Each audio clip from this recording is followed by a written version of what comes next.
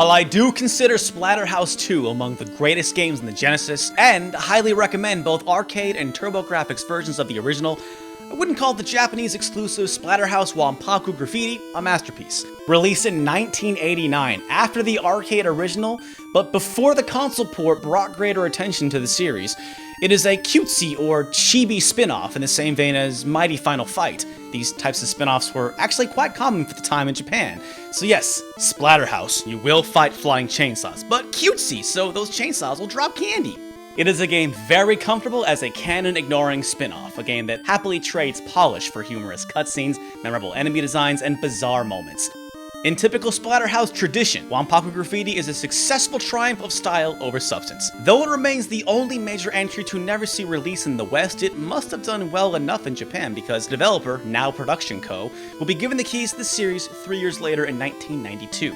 It is certainly a fine game the fans of Splatterhouse, horror, and weird games will adore, but to the average enthusiast, it's a silly, fun little diversion, but still one worth checking out. Wanpaku Graffiti starts with a very brief introduction. A girl is crying over a grave when lightning strikes and resurrects her boyfriend. These are of course Rick and Jennifer. To the Splatterhouse fan, this is a sign to relax a bit because coming off the arcade version, those roles should be reversed with Jennifer in the coffin, but anyway, this reunion proves brief as an evil pumpkin also miraculously resurrects and kidnaps Jennifer. This is effectively the game's story, though we are still treated to short texts at the beginning of every single level, the second of which features one of the greatest things ever written, be garbage of cesspool, ha ha ha. Followed by a treat for Daniel Johnston fans, not to mention a super secret ending that's a real treat for Splatterhouse fans. Not counting the critically maligned fan-favorite 2010 remake, Splatterhouse is a series that takes itself pretty seriously, though it's never been afraid to risk ridiculousness for the sake of crowd-pleasing moments. Yeah, this guy's got 2 chainsaws because it's awesome. Blood splatters on the screen because it's awesome. Wanpaku Graffiti carries this mindset and says, yeah, this vampire dances like Michael Jackson because it's awesome. An evil plunger and monsters coming out of the toilets? Awesome. Giant sharks? Awesome. This game wants to have fun, and I wanted to have fun with it. There's plenty of variety and setting with a nice mix of outdoor and indoor environments. There's also lots of different enemies, including some really great bosses. But beneath the surface, there's really not much to it. I mean, you got pits, you got spikes, you got water, you got platforming. It's pretty basic stuff, even for its time. The game pushes its chips onto charm, and it definitely works here.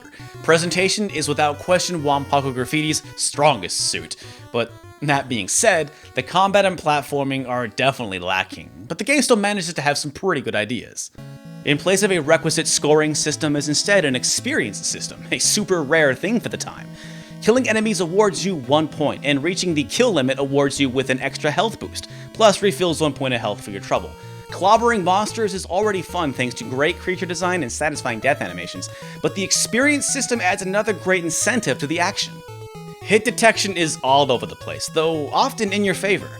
On the one hand, the swing of Rick's axe is really wide. By the looks of that model, he doesn't have a whole lot of reach, but Rick can lay the hurt down before enemies can even think about putting hands on him. There's also little trouble swatting enemies in the air or directly beneath you. I mean, is he swinging an axe or jumping rope? At times it feels too easy, but things even out with Rick's hitbox and post damage and vulnerability.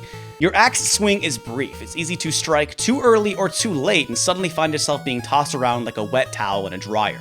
In one instance, Rick's knockback perfectly aligned with a projectile that managed to hit me 3 times in a row. This is especially bad when mixed with Rick's extremely fast movement and long floaty jump. I know he's eager to get back to his girl, but Rick, buddy, slow it down a bit. The developers took the easy way out and offset Wanpaku's rough edges with large health bars, frequent health drops, mid-level continues, and passwords. It helps it all go down smoothly enough, but like I said, it ain't no masterpiece of game design. But that's all just as well for a game that clearly had other priorities. And it's also a game that's smart enough not to overstay its welcome. 7 breezy levels is all there is to it, but there is enough hilarious and insane spectacle to recommend this game to you even if you're not a fan of Splatterhouse.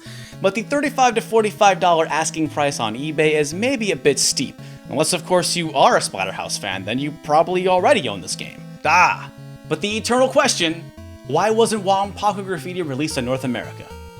Well, the obvious answer is, Even with tongue firmly in cheek, ain't no way all that violence is gonna fly with Nintendo of America's strict censorship guidelines. Plus, all that parody stuff was probably a red flag. Just remember that Monster Party was originally Parody World and kinda made sense.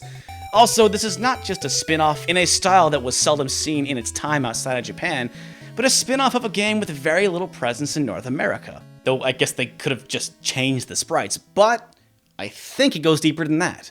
Wanpaku Graffiti dropped in a pivotal year for Namco, 1989, the year that Nintendo required Namco to renew their licensing agreement.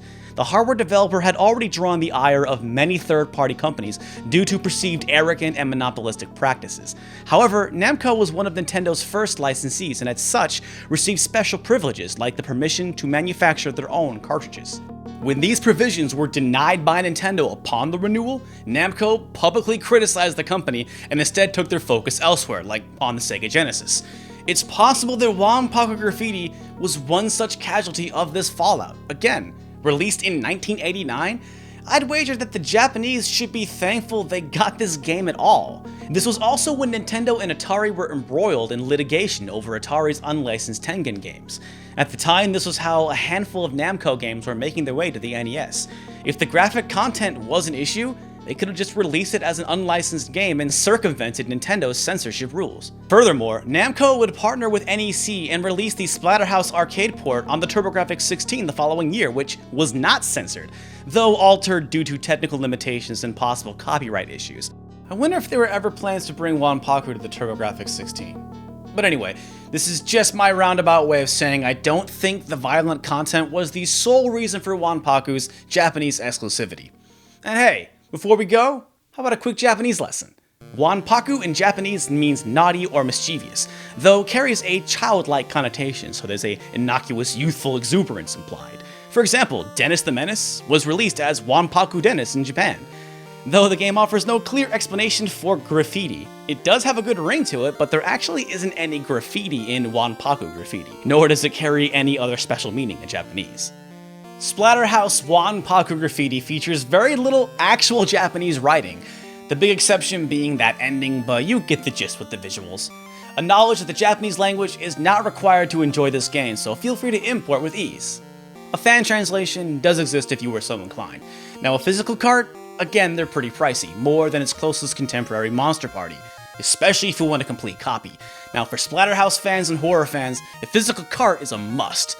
But for everyone else, emulation is your friend.